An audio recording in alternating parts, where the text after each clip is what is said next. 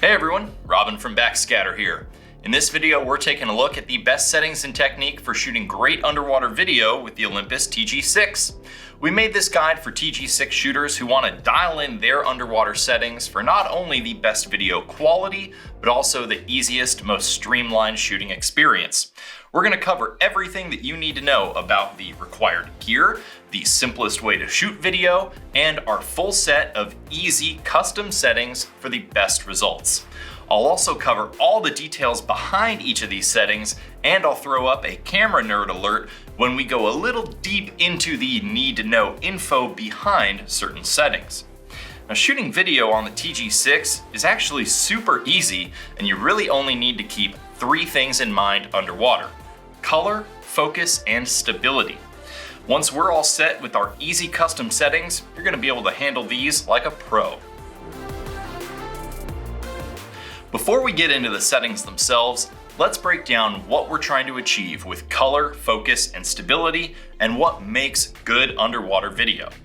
Focus cannot be fixed during editing, so if you don't get that right in camera, then there really isn't much you can do about it, but we're going to make sure that you know how to get your shots sharp every time. Video color cannot be corrected as much as photo color because video is recorded in a compressed format, unlike raw, uncompressed photos. So you really can't push the color as far without degrading the quality. This is true of all basic video cameras, not just the TG-6. One of our general rules for underwater video color is, if the color isn't right, then nothing else matters. But the good news is that the TG-6 makes it easy to get good color, and we're going to go into detail about how to get it right. Stability is the final thing that really defines good video. Nobody likes watching shaky footage, so we're going to make sure that you've got the techniques and the gear to keep it smooth and steady.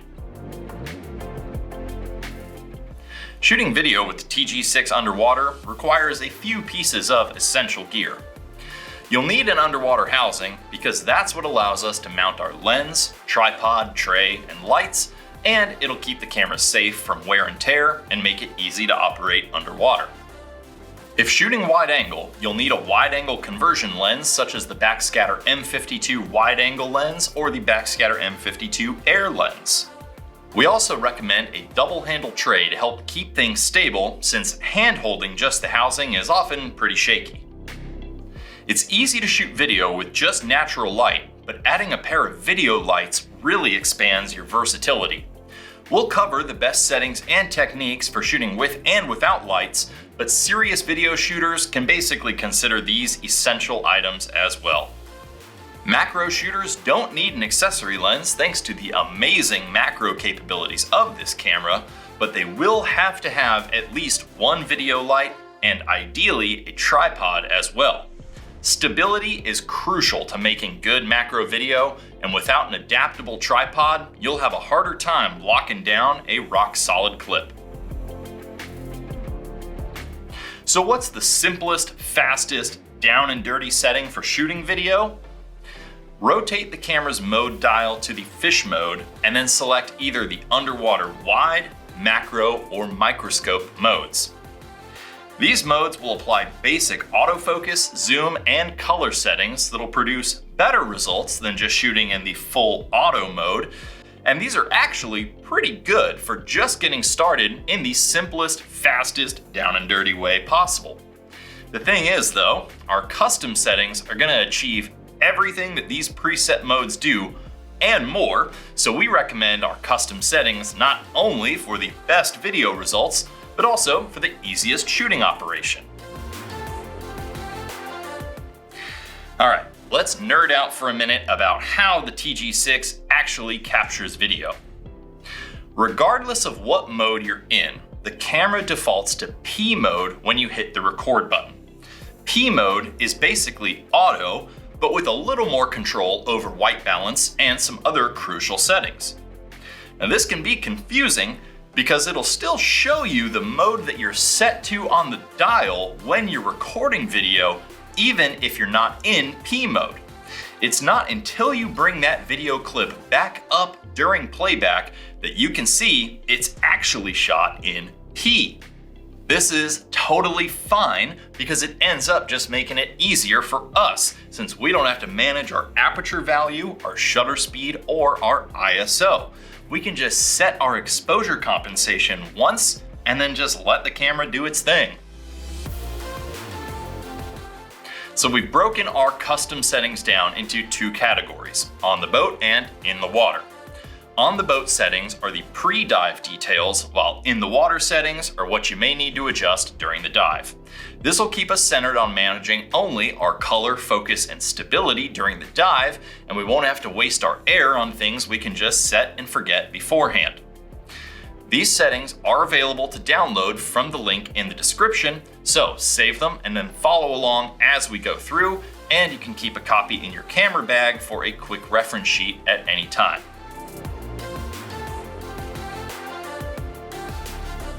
To make it easier to follow along during this video, start off by performing a full camera reset.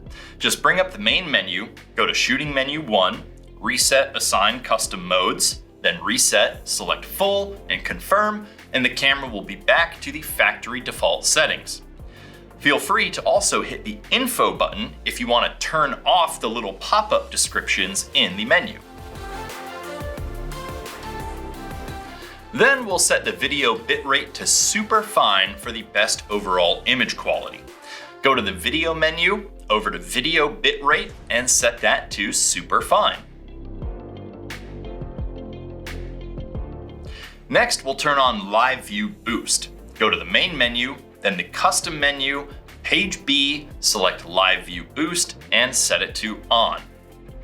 Live View Boost brightens the on-screen preview image, allowing us to more easily see what we're shooting and better compose our shots. Rotate the mode dial to P mode.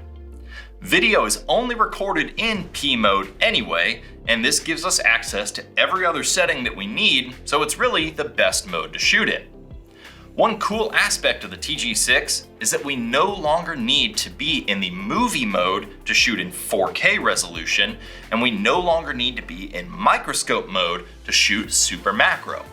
Now we can just select both of these options from the quick menu while in P mode, so we don't even have to rotate modes for these different shooting styles. Also, you cannot capture a new white balance while shooting in the movie mode, but you can when you're shooting in P mode.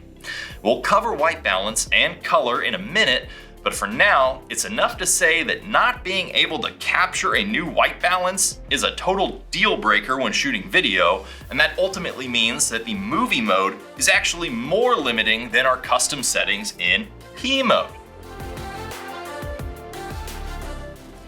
Use the top dial to turn the exposure compensation down 2 clicks to minus 0.7.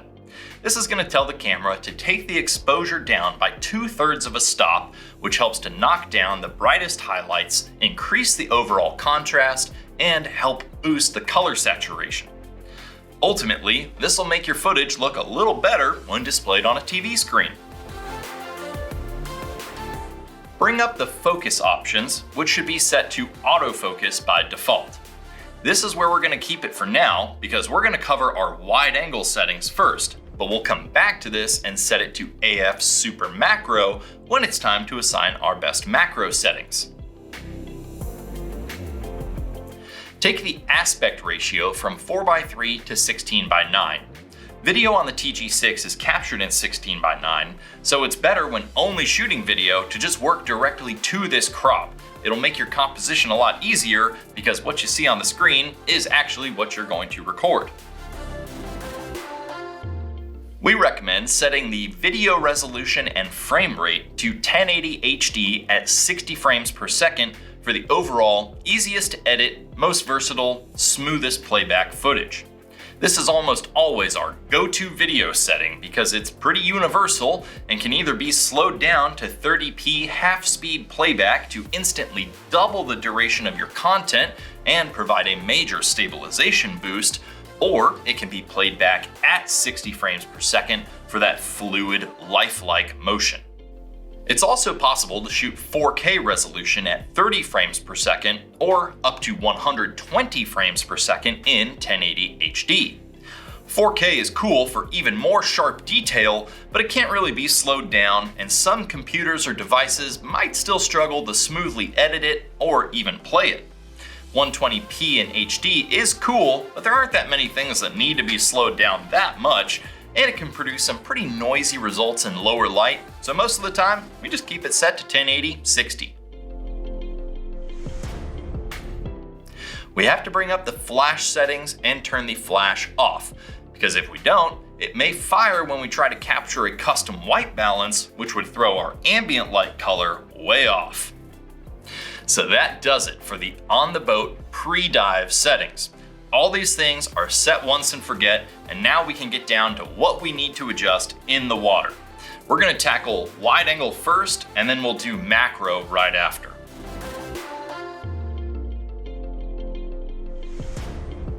First things first, once we're in the water, we gotta burp our wide angle lens.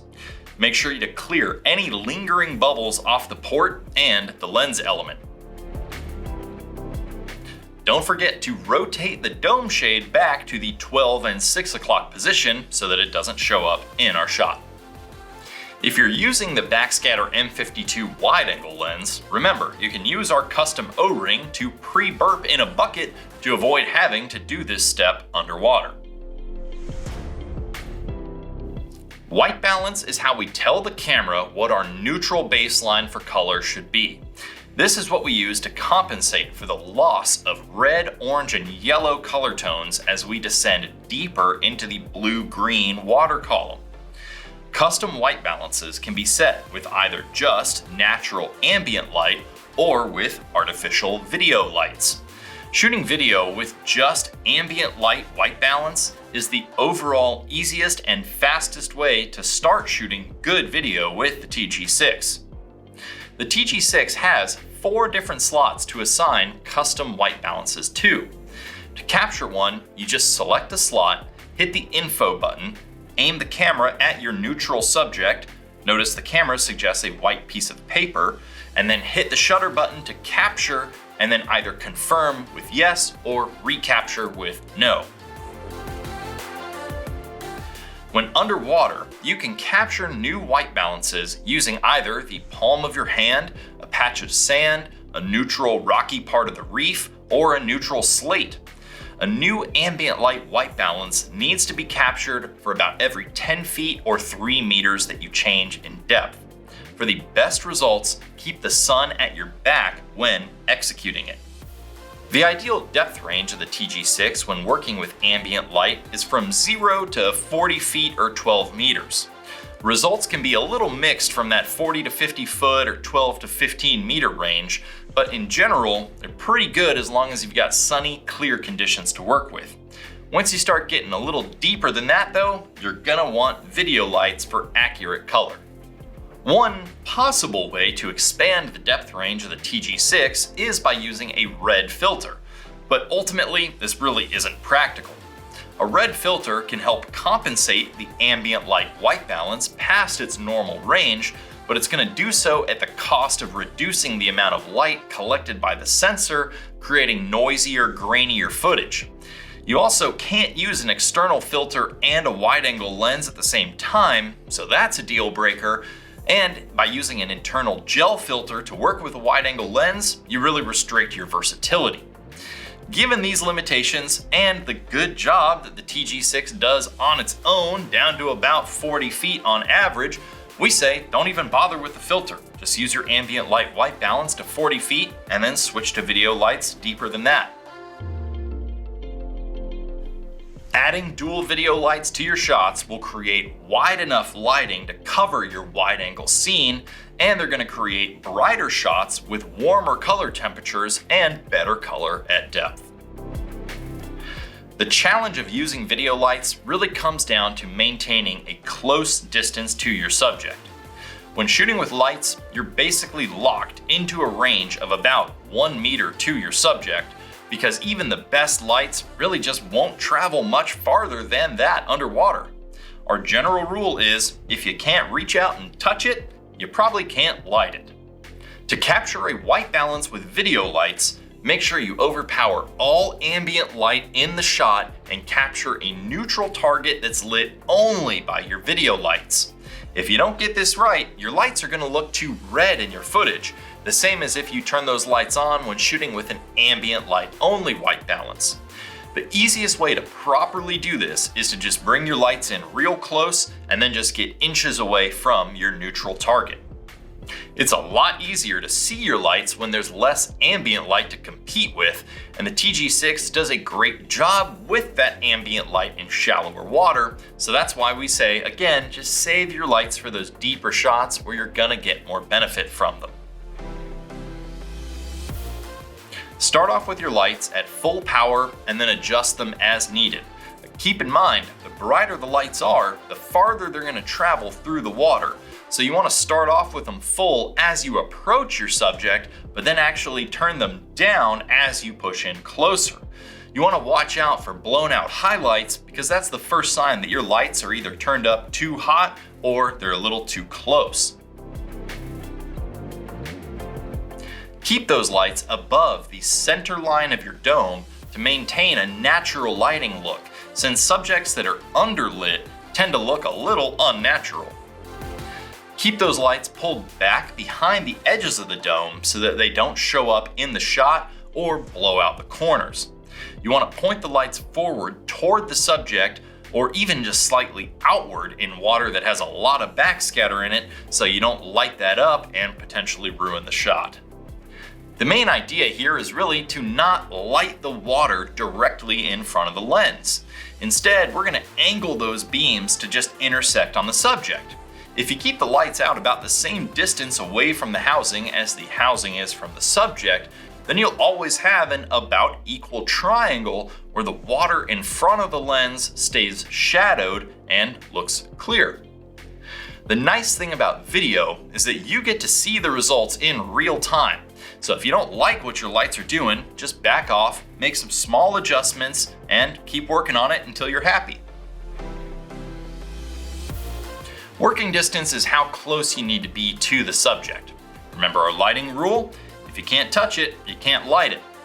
Even if you're shooting with just ambient light, you're gonna wanna get this close because that's what creates that stunning wide-angle clarity, and that's why you're using a wide-angle lens in the first place. Remember, no zooming is allowed because that sacrifices your field of view and negates the benefit of the lens, so it's up to you to just get close to the subject. A good technique is to set up on your subject at about that 1 meter limit and then just push in for tighter shots, adjusting for composition and bringing your lights in as you move in. If you've got a cooperative subject or a static scene, then try to see just how close you can push in without disturbing anything. When shooting wide angle, we always want to focus on the closest foreground element in the frame. The camera is going to focus on the center of the frame, so we need to aim at what we want in focus, half press to autofocus, and then recompose the shot as needed. That's all there is to it. It's a good idea to take a new autofocus for every clip. The last thing to set is the stability, which is actually about 95% you and 5% camera. By default, the movie image stabilization is turned on in camera, so you don't need to do anything there, and that'll add a nice little cushion, but it's really up to you to keep things stable and smooth when recording. Just hand holding the housing on its own really doesn't do a whole lot to stabilize it. Adding a double handle tray to get a wider grip is the way to go. That wider grip combined with a well-trimmed rig and practicing good buoyancy control as a diver are the best things you can do to instantly improve your footage. So when you hit that record button, just remember, steady, steady, steady. And that's it for the wide angle in the water settings. Burp your lens, then it's all down to setting your color for shooting with or without lights, getting close, focusing, and just keeping things stable. It's really not that crazy. We are going to switch gears over to macro now, but before we do, just as an optional step, we can save these settings real quick. Just bring up that main menu, go to the very first option, Reset Assign Custom Modes, and then go and set it to C1. Now your wide angle video settings are saved to C1 on the mode dial.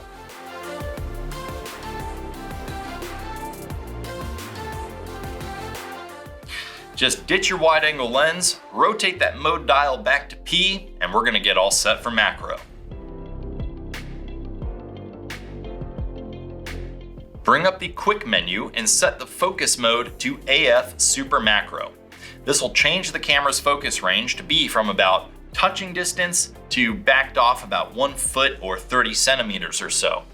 You combine this with the 4x optical zoom, and it gives us a focus range so that we can accommodate basically every size of macro subject, from a medium small fish down to the tiniest of the tiny critter. Just get as close as possible, zoom as much as possible, and then adjust to best fit the subject in the frame. When shooting macro, we can just set the white balance to auto. We're going to be close enough to our subjects to completely overpower them with our video light, so the auto white balance will be able to capture accurate color on its own. Depending on the color temperature of the video light you're using, the auto white balance can tend to create a slight color cast. This can either be overcome using a custom white balance in camera, like we just covered, or it's usually slight enough to just be easily corrected during editing without suffering any real consequences. There's no need for a filter at all when shooting macro, because we're going to be in super close with our video lights, so color loss really isn't an issue. Most macro critters like to hide, so at least a single video light is really essential for finding them and giving them that pop of color and brightness that helps them stand out from their often dark or camouflaged environment. Video lights with a spot or narrow mode are best for macro, since we want to concentrate the brightness right on our subject instead of just flooding a huge area when we're really only shooting a small amount of it. When it comes to light power, the brighter the better, since it's going to help the camera reach a more ideal auto exposure setting. A tight, bright spot beam right on the subject helps create a darker background too, which pretty much always looks great on video and makes that subject really shine. Keep that light up above the subject for that natural top-down lighting look. Our go-to position is kind of like a stage spotlight or an anglerfish's lure. You want to keep it up above the subject and angled down and forward to light the front of it while being just angled enough to keep the water right in front of the lens in shadow, avoiding backscatter. From here, it's easy to experiment a bit with lighting from either side or moving for a more of a direct overhead look. When getting in super close for really small subjects, bring that light in as close as possible.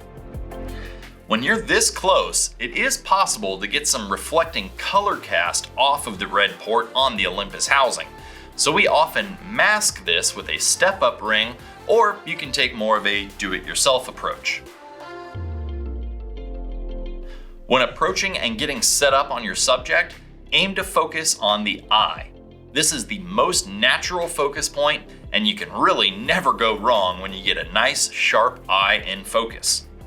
The camera will try to focus in the center of the frame, so line up the eye, half press to focus, and then recompose as needed. Definitely refocus for every clip, because even slight changes in distance to the subject can have a large effect on your focus in macro. When shooting macro video, you got much less margin for error when it comes to stabilization rather than when shooting wide angle. Even minor bumps to the camera or just a little handheld shake will be jarring enough to potentially kill a clip. Add an adaptable tripod to easily overcome this and get solid camera placement. This is also great because you can just get set on a subject, hit record, and then back off. Sometimes a shy little macro critter is more likely to come out once the big bubble-blowing diver is out of their face. The only rule is you gotta respect the reef and never place your tripod or camera where they can have an impact on the natural environment. So that does it for our macro settings and technique. The only settings we actually changed in camera from wide angle were the super macro autofocus mode and the auto white balance. Everything else really still just comes down to color, focus, and stability, except with macro, we're getting super close to small subjects and we're only using one video light. Now go back into the main menu and save these settings to C2. Now you've got back-to-back wide and macro video settings ready to go for your next dive. So that's everything you need to know about shooting great underwater wide angle and macro video with the Olympus TG-6.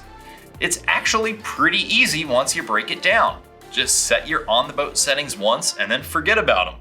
Just concentrate on your color, focus, and stability while you're in the water, and keep your lights on your subject and not the water right in front of your lens. Bring those lights in closer as you get closer to what you're shooting, and turn them down if they start to look a little too bright. You see it in real time, so just make small adjustments until you're happy. Remember, you can save and keep these settings for quick reference when you need them out in the world, and stay tuned for the rest of the videos in this series where we're going to cover the advanced settings and some accessories for the TG-6 underwater, like you see here. If you have any questions about the settings, camera, or anything underwater photo and video related, just give us a call or send us an email and we're going to be happy to help. Your purchases from Backscatter or any of our authorized dealer partners worldwide always include free lifetime tech support, and it'll help us keep making more of these videos. Our team of underwater photographers dive, shoot, and service everything that we sell, so when you need help, you're getting it from someone who knows their stuff. I'm Robin from Backscatter signing off, and happy shooting.